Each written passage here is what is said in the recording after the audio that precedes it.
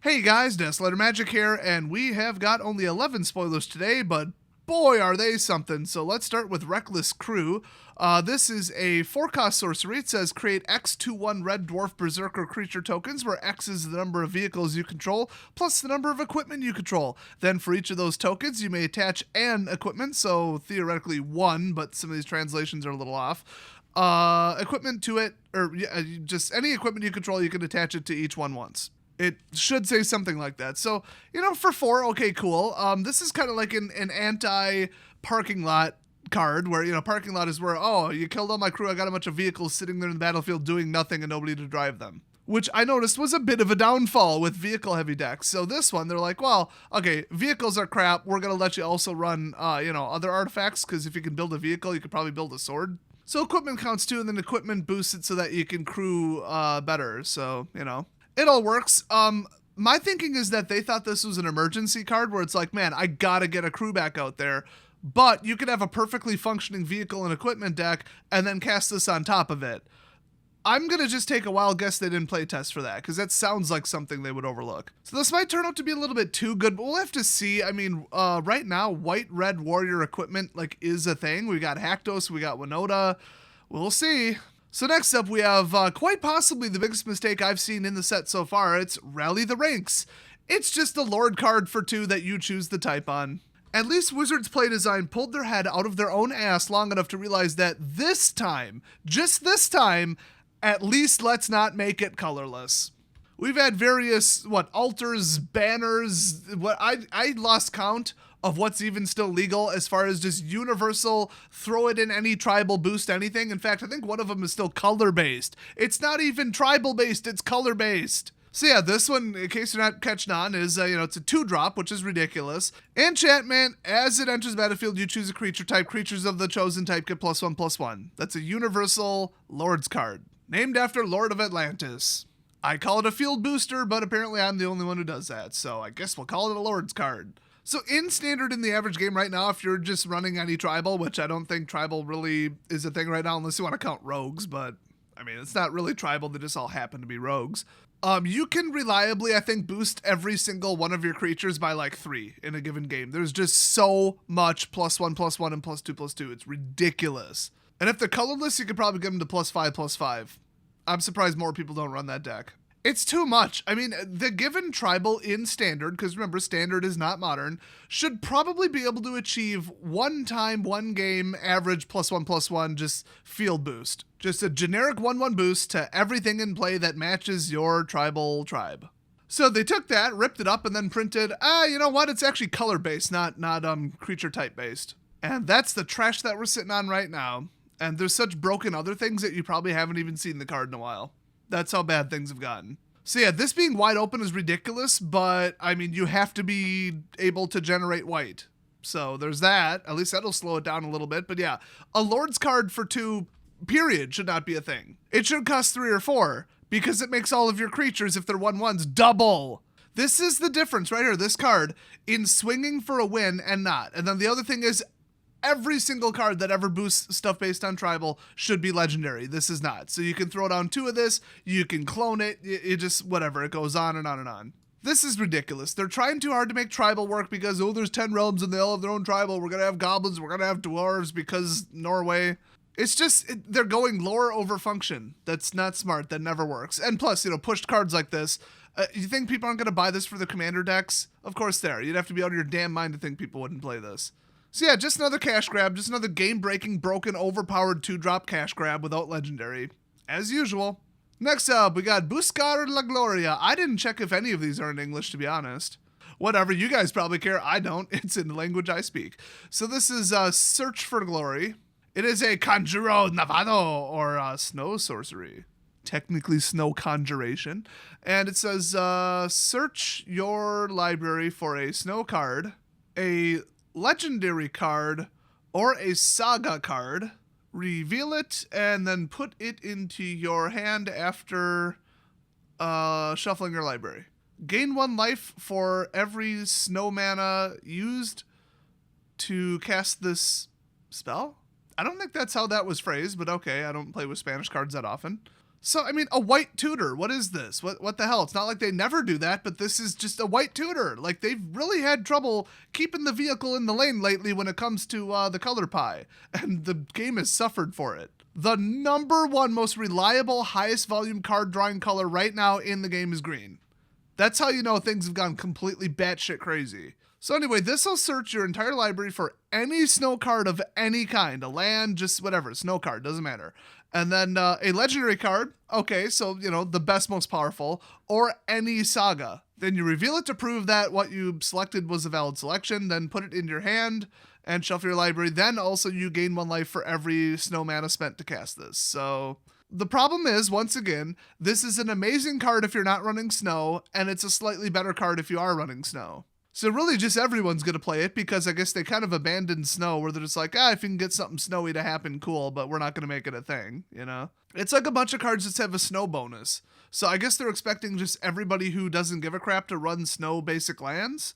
Like, you know, just in case they can give something a little boost, but snow won't really be its own mechanic. You won't be like, oh, I'm running the snow deck. And that way they can put snow stuff on all 5 colors. So I think this, you know, go fetch exactly what you need when we're already looking at blue-white or blue-white-black being the dominant control color.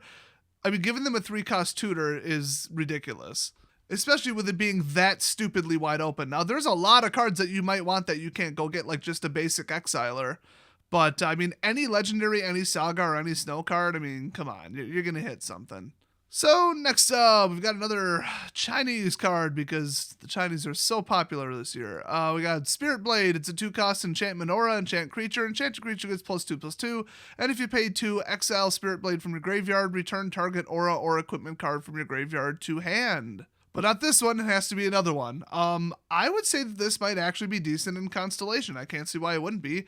And my Constellation deck is right up there with my mono white life gain deck, which is the number 1 most winningest deck I own. I guess, oh god, my god awful drag it out 110 card anti-mill Dream Trawler duck and cover deck probably has about a 95% win rate, but you know, the 45-minute games are keeping me from playing it too much. Also, even I have standards. But besides that disease, which is only going to get worse when this garbage comes out, yeah, I've got a Constellation deck, and I mean, there's 2 cards in there that just rip people apart. So having this on top of it and being able to bring it back, yeah, that's pretty baller.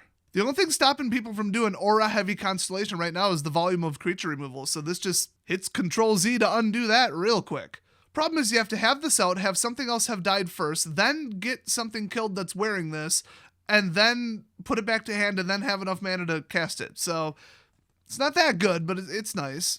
Next up, Grimdragger. It's a 3-cost 3/2 zombie berserker. I just realized it's German. It's so close till you really just dig right in there. I'm like, Grausame, is that the name of one of the tribes? No, it means grim. Okay, just kidding. It clearly means gruesome, but they decided to translate it as grim because, I don't know if you heard, but Wizards is having some issues with their translation contractors, just company-wide, so one of them suing them. And Wizards is like almost effectively countersuing. They haven't announced it yet, but let's be honest, they are, because they did such a bad job. Foreigners who read the D&D books can confirm. Anyway, this is a 3/2 for 3 snow creature zombie berserker. If you pay 1 generic and 1 snow mana, which I guess does have to be a snow mana, it can't be anything else, Grimdragger gets +1/+0 and gains menace until end of turn. And I mean, menace and making it a 4/2, that's decent. I mean, you can take advantage of, I'm running removal heavy, I'm running him on top of it. Problem is snow mana. This requires snow. This isn't like, you could have a decent little bonus if you're playing snow. No, this is like, no, you have to be playing snow. So this is a little more DOA than it would be if it didn't have snow in there. Next up, Essica's back, and this time she brought cats. I'm not surprised. So it's Essica's Chariot. Hopefully she takes it and drives it straight off a cliff, because that 5-color broken path straight to hell, freaking Rainbow Mario Kart 64, whatever the hell it's called. That card needs to get out of standard as quickly as humanly possible. It's literally just a 5-cost universal do-nothing free caster. That is unacceptable. Anyway, this is that bitch's Chariot, so hooray, it has cats. Somebody just needs to call the ASPCA and get those cats rescued from her because she's a crazy, overpowered bitch and she needs to be executed for her crimes. Anyway, it's a 4/4 for 3 for whatever, however the hell, man, who cares? Legendary artifact vehicle. Oh, they do care about putting legendary on things when it doesn't matter. When Essica's Chariot enters the battlefield, create two 2/2 green cat creature tokens. Whenever Essica's Chariot attacks, create a token that's a copy of target token you control and then crew 4. So, you know, the cats are driving. Just more broken clothing shit. I mean, you play this with that other 5-cost blue thing where every single creature you drop in gets cloned immediately by a token and then uses to clone it again. I mean, what the hell? Who wants this garbage in their game? Not me. Moving on, we've got God's Hall Guardian. Yeah, maybe the gods need to meet up in God's Hall here, pet that adorable cat, and then also discuss how to fix the state of standard. So it's a 6-cost cat. It has vigilance. It has foretell 4, great, and it's a 3/6, and that's it. This card's garbage. Next up, Vega the Watcher. It's super Hedwig with 50% more eyes now. Big upgrade there. He's a 3-cost 2/2 bird spirit legendary creature. Oh, everything's legendary except for the Great Tree and cards that boost everything. Great. So flying, obviously, whenever you cast a spell from anywhere other than your hand, draw a card. That's what you need to reward people for doing. Yeah, thanks. In those colors specifically. What a great thing to encourage for fun and fair, enjoyable gameplay for your customers, Wizards of the Coast. You fucking morons. But this, it's clearly just for foretell. Yes, that's what the idiots who designed it think it's for. What it's actually for is a bunch of free casting loop bullshit. Look what colors it's in. Okay, people don't just cast shit out of their hand in those colors. Next up, Undersea Invader. It's a 6-cost 5/6 with flash, and it enters the battlefield tapped, which means I'm not playing it. This is a dumpster fire. Wow, Giant Tribal's looking like a solid 2 out of 10 so far.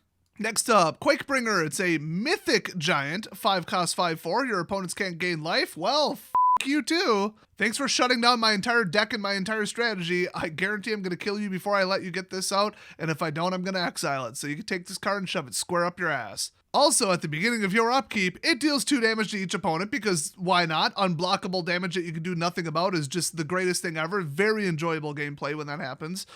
This ability triggers only if Quakebringer is on the battlefield. Why wouldn't it? Or if Quakebringer is in your graveyard and you control a giant. So there is absolutely no way to stop this except for exiling him. Are you fucking kidding me? So you finally kill him and you keep taking the 2 damage even though he's dead. That is beyond ridiculous. That's right up there with an emblem as far as removability, because what are you going to do? Clear their graveyard? There's like 3 cards that do that. Do you want to know how many cards that do that people actually play? 0. So this piece of shit has foretell 4. Great. And yeah, they clearly designed this because they knew that mono white life gain angels is going to be pretty much unstoppable. And so they threw this bullshit in to try to offset it. Well, I'm just going to gain life past it, and I'm just going to exile him. So, screw you. Next up, Replicating Ring. Oh, God, what fresh hell is this? Okay, so it's a 3-cost snow artifact, and you can tap it for a mana of any color. Great. Fantastic. Also, snow generator. If you're running snow, this is now a mandatory card. Great. At the beginning of your upkeep, put a night counter on Replicating Ring. Then if it has 8 or more night counters on it, remove all of them and create 8 colorless snow artifact tokens named Replicated Ring with tap, add 1 mana of any color. Really? You didn't want to absolutely break Arena again by letting it be a literal copy of this so that it can go to 64 eventually? Actually, I think it would be higher, wouldn't it? I don't even know. Who cares? I hate this trash. And then they just use this garbage to summon Ugin. So yeah, there you go. I mean, 3-color Ugin control deck right here. Great. I can't wait to play against that. And that's it. So almost every single one of them was dumpster fire filler trash or game rooting garbage. So we are really off to the races so far. How far into this crap are we? Let's see. 104 cards out of 285. So don't worry, guys. It's only going to get worse from here. This set just went from one day of like, okay, these spoilers look pretty good, to just nosediving into a tailspin flaming with flames and jet fuel and black smoke right behind it, straight into the ground, and the explosion is going to be spectacular when they see what this shit does to their bottom line, when we are like a year away from another rotation. In fact, we're basically 2 years away from this shit rotating out. Well, I hope you didn't want to play Standard, guys, because it is not going to be a thing anymore. It's going to die in the next 2 years. So thanks for watching, everybody. I'll see you next video.